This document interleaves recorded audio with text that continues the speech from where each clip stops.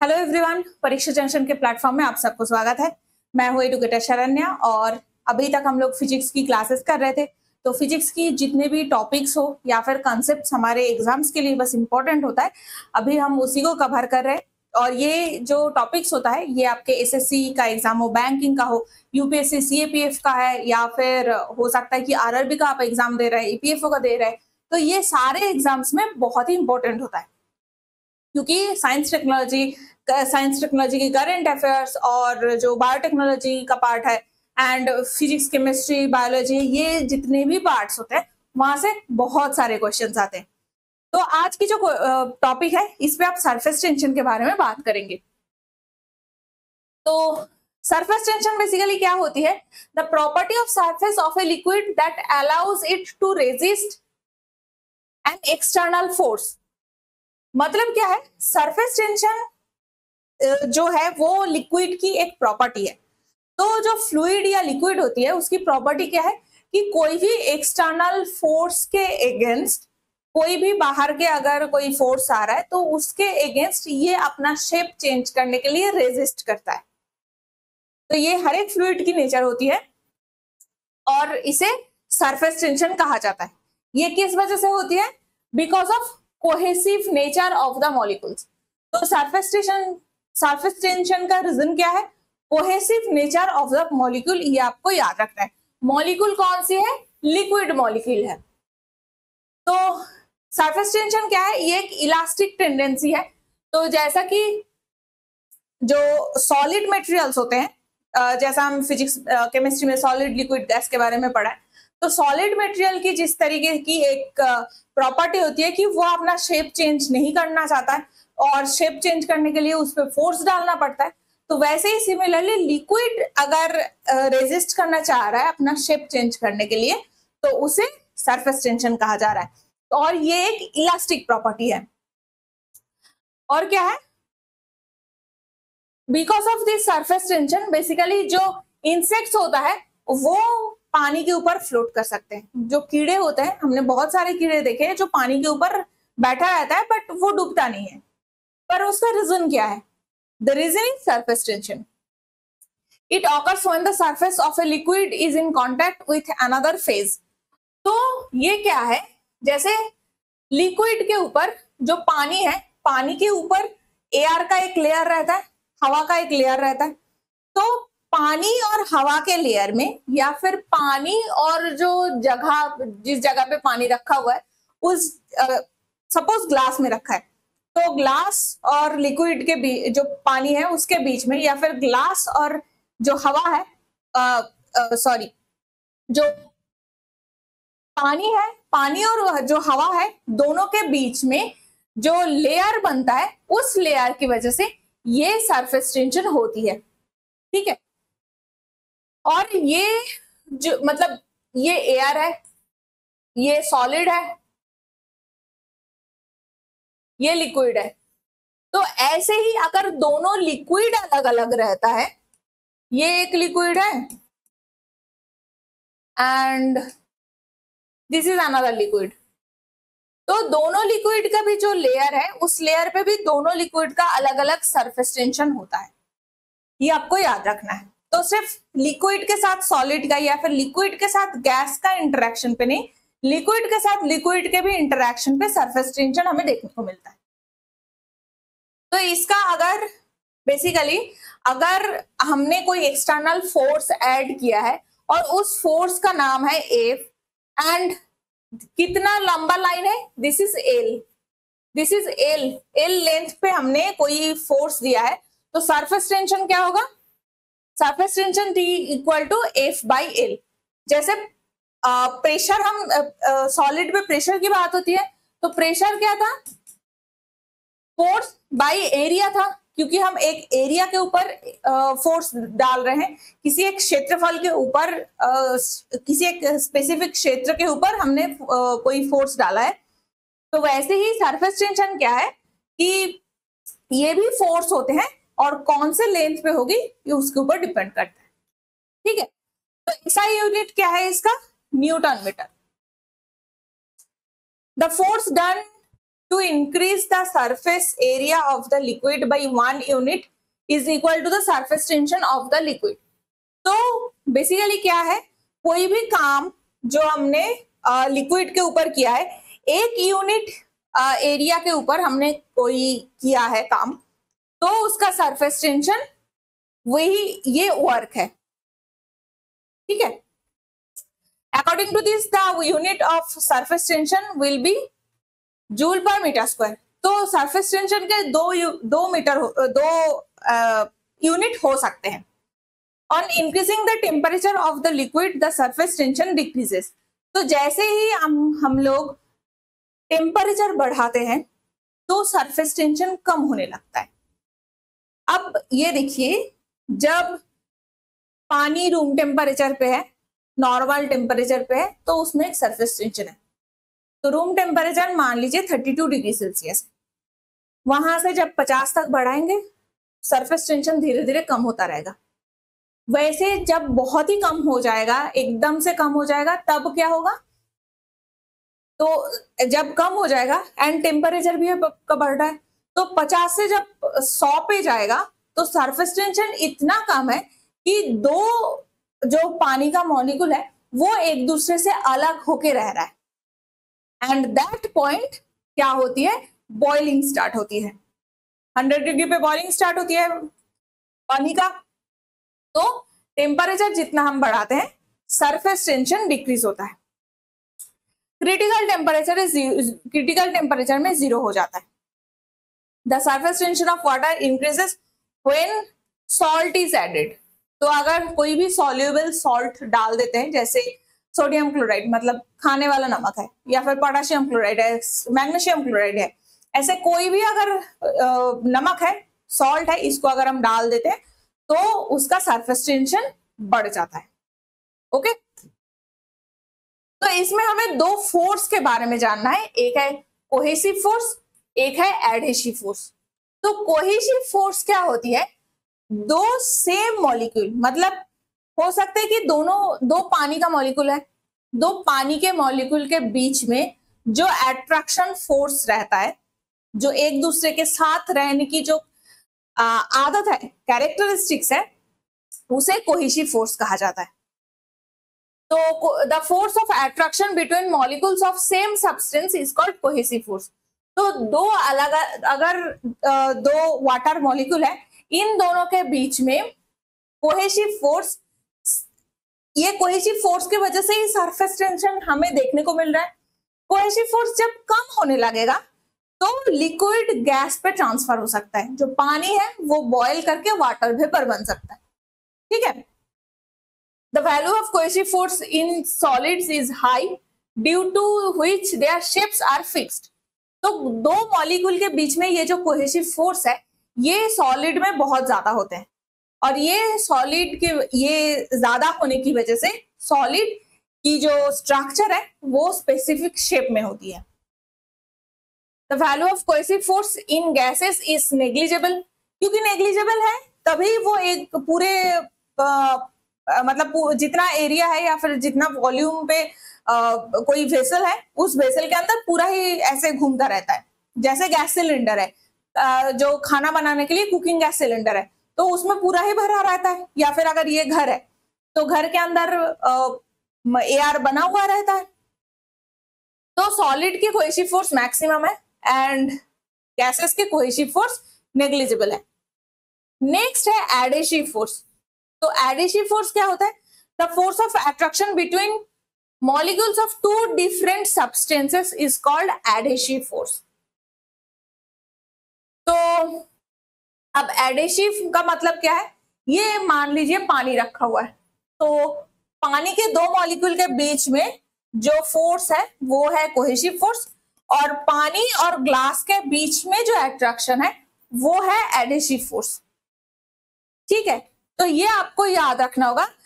Adhesive मतलब है 2 अलग अलग चीजों को जोड़ के रखता है। जैसे जो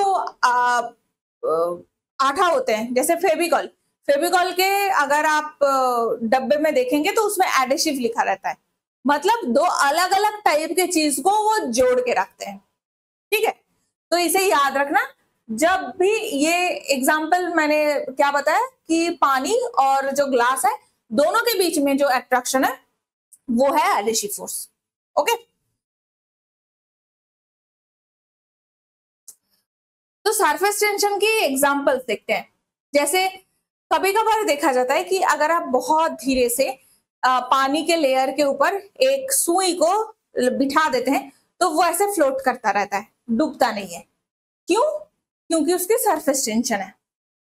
ठीक है, तो a thin needle can float on water only due to surface tension.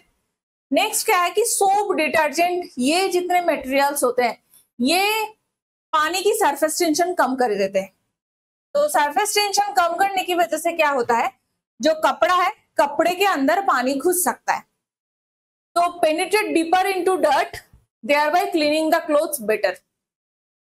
जो डिटर्जेंट जितना ज्यादा सरफेस टेंशन को कम कर सकता है वो उतना अच्छा डिटर्जेंट है, क्योंकि वो पानी के अंदर घुस के घुल के जितने भी डर्ट मतलब गंदी जितने भी डर्ट था वो क्लीन कर सकता है, वो साफ कर सकता है। ठीक है, जितना भी गंदगी था वो साफ कर सकता है।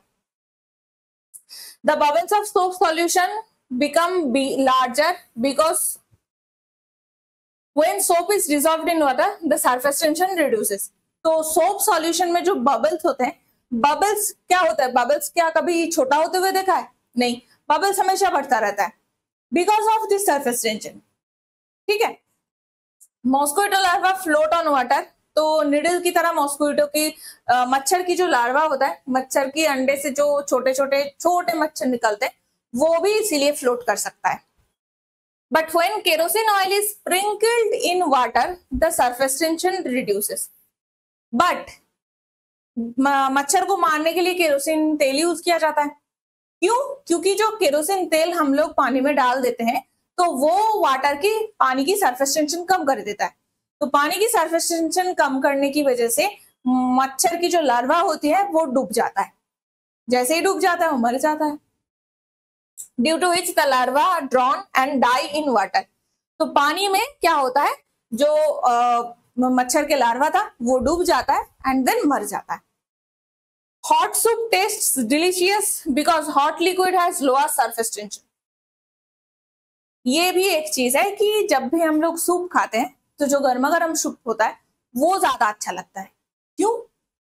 क्योंकि जो गर्म लिक्विड होते हैं उसका सरफेस टेंशन कम होता है, तो हमारे जो टंग है उसके हर तरफ में वो स्प्रेड हो सकता है, इवनली स्प्रेड हो सकता है। हमारे टंग में टेस्ट बड है तो टेस्ट बड को वो अच्छे से पेनिट्रेट कर पाता है। इसीलिए जब भी हॉट सूप होते हैं वो गरम खाना ज्यादा अच्छा लगता है। अब यहाँ पे एक कॉन्सेप्ट आपको जानना है, कैपिलरिटी। तो कैपिलरी या फिर कैपिलरिटी क्या होता है? जैसे बायोलॉजी में हमने पढ़ा है, जो ब्लड वास्कुलर सिस्टम था उसमें हमने क्या देखा था, आर्टरीज होती है, वेन्स होते हैं, कैपिलरी होती है। तो फिजिक्स में भी सिमिलर कैपिलरी है जिसके बारे में हमें जानना है। तो कैपिलरी क्या होती है? एक हॉलो ट्यूब, बहुत ही कम रेडियस का होता है, यूनिफॉर्म है, उसे कैपिलरी कहा जाता है। तो बायोलॉजी में भी हमने क्या देखा था, वेन से वेन्यूल बनते हैं, फिर कैपिलरी बनता है। जो हॉलो ट्यूब है उसके अंदर से ब्लड फ्लो हो सकता है, बहुत ही छोटे रेडियस के हैं, तो इसीलिए कैपिलरी बोला जाता था। कैपिलरिटी मतलब क्या होती है?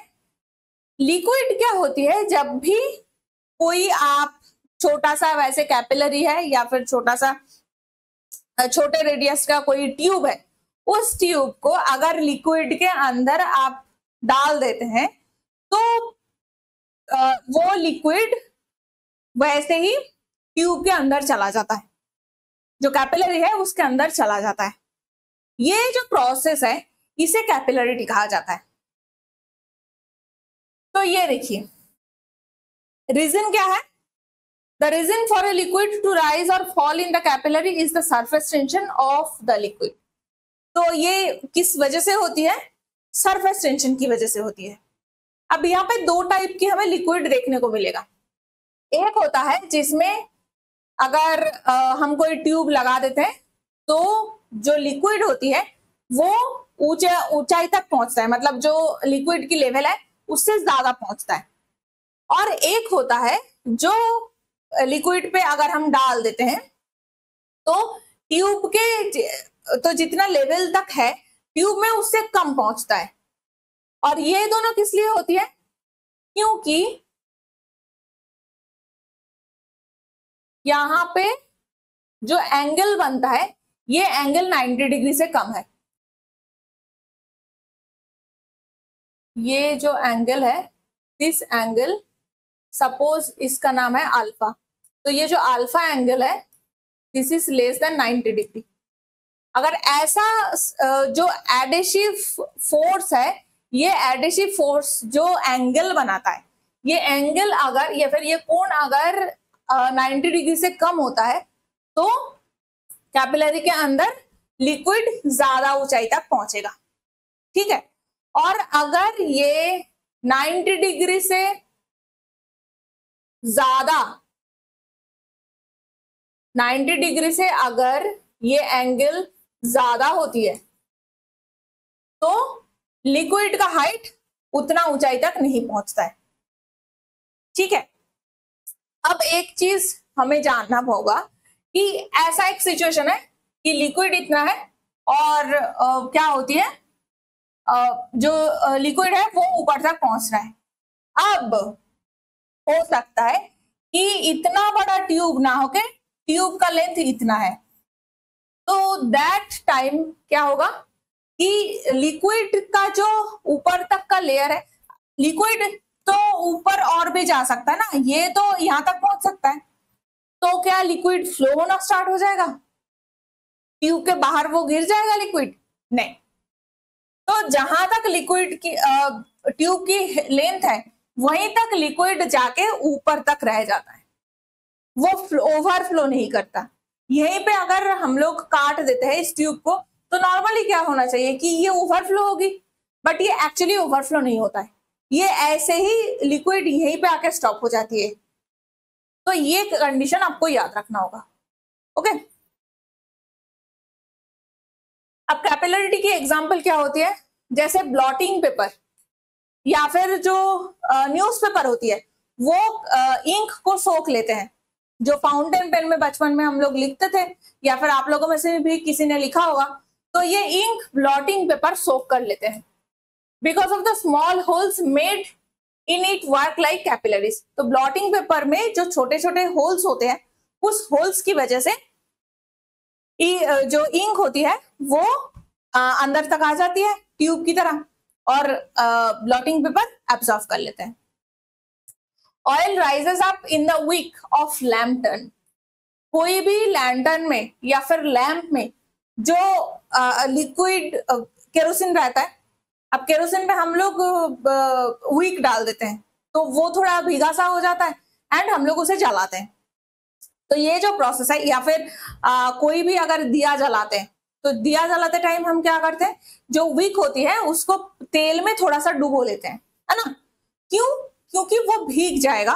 Because of this capillary action, ये कैपिलरी होने की वजह से जो रुई है वो भीग जाएगा या फिर जो विक है वो भीग जाएगा और उसे हम जला सकते हैं। ठीक है, water and essential salts reach the branches, stem and leaves of trees and plants only through the process of capillarity. Plants में पानी और जितने भी एसेंशियल न्यूट्रिएंट्स होते हैं या फिर जो भी पहुंचते हैं, मतलब सॉइल से प्लांट तक जो भी पानी और एसेंशियल न्यूट्रिएंट्स पहुंचते हैं ब्रांच में, स्टेम में, लीव्स में, वो सारे कैपिलरिटी की वजह से होती है। आर्टिफिशियल सैटेलाइट के अंदर जब कोई वेट नहीं रहता, वेट क्यों नहीं है? क्योंकि ग्रेविटी नहीं है। तो आर्टिफिशियल सैटेलाइट के अंदर कोई कैपिलरी ट्यूब को ऐसा बनाया जाए जो पानी में स्टैंड, माने पानी में खड़ा होके रह सकता है, तो तब क्या होगा, इफेक्टिव वेट तो 0 रहता है। Then due to the effective weight of water column rising in the tube being 0, the water will reach the other end of the tube no matter how long the capillary is. तो यहाँ पे condition क्या है, satellite के अंदर अगर आप कोई ट्यूब को खड़ा कर सकते हैं पानी के अंदर, तो क्या होता है कि जो वेट है 0 हो जाता है। तो ये वेट नहीं रहता है, इसकी वजह से क्या होता है, कैपिलरी ट्यूब कितना भी बड़ा हो, वो जो लिक्विड है वो दूसरे एंड तक जरूर पहुंचता है।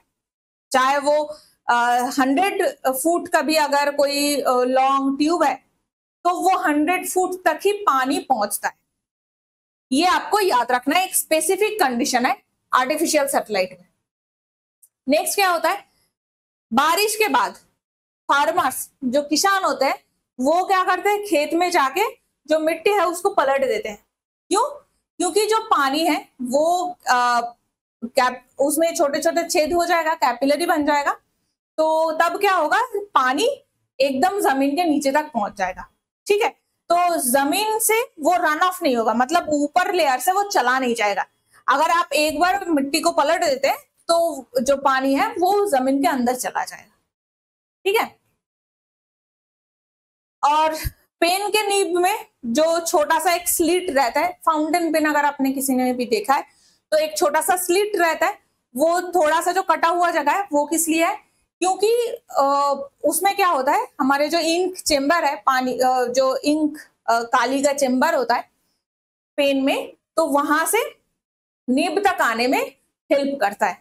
और ये कैसे आता है, कैपिलरी की वजह से आता है।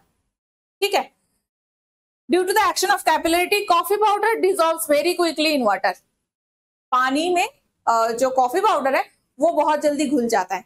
क्यों? क्योंकि कॉफी के अंदर छोटे छोटे ऐसे ही छेद है, तो छेद बन जाता है, जैसे छेद बनता है तो वहां पे ट्यूब की तरह काम करता है और पानी ट्यूब के अंदर घुस जाता है। ठीक है,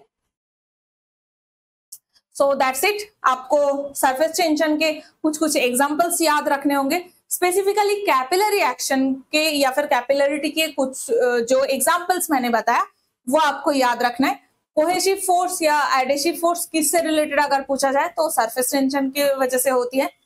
एंड आपको ये भी याद रखना है कि कोहेसिव फोर्स में मॉलिक्यूल्स कैसे होते हैं, एडेसिव फोर्स में मॉलिक्यूल्स कैसे होते हैं। ठीक है, so that's it for the day. अगर आपको वीडियो पसंद आई है तो इसको लाइक कीजिए, दोस्तों के साथ शेयर कीजिए। अगर आपको कोई डाउट है या फिर आप अपना फीडबैक बताना चाहते हैं तो नीचे कमेंट सेक्शन में जरूर बताइए।